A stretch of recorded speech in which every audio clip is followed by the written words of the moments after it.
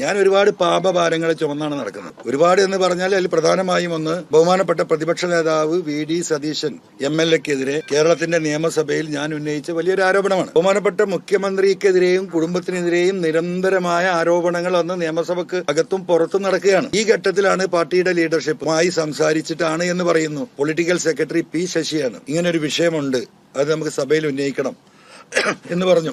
ഈ വിഷയം ഡ്രാഫ്റ്റ് ചെയ്ത് എന്റെ അടുത്ത് തരികയും കൃത്യമായി എന്താ പറയുക ടൈപ്പ് ചെയ്ത് തന്നിട്ടാണ്. എം.എൽ.എ ഇത് ഉന്നയിക്കണം സഭയിൽ. സ്പീക്കർക്ക് പരാതി നൽകി ഉന്നയിക്കാനുള്ള വിഷയം സ്പീക്കർക്ക് നൽകി with the permission of the സ്പീക്കറാണ് ഞാൻ സഭയിൽ ഉന്നയിച്ചത്.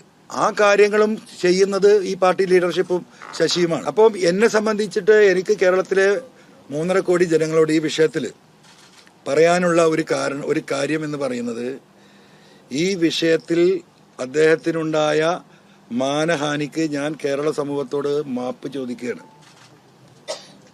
ആത്മാർത്ഥമായി മാപ്പ് ചോദിക്കുകയാണ്. ബഹുമാനപ്പെട്ട പ്രതിപക്ഷ നേതാവിനും അദ്ദേഹത്തിന്റെ കുടുംബത്തിനും അദ്ദേഹത്തിന്റെ ബന്ധുക്കൾക്കും അദ്ദേഹത്തെ സ്നേഹിക്കുന്നവർക്കുമുണ്ടായ വിഷമത്തിൽ അവരോട് മാപ്പ് ചോദിക്കുകയാണ്.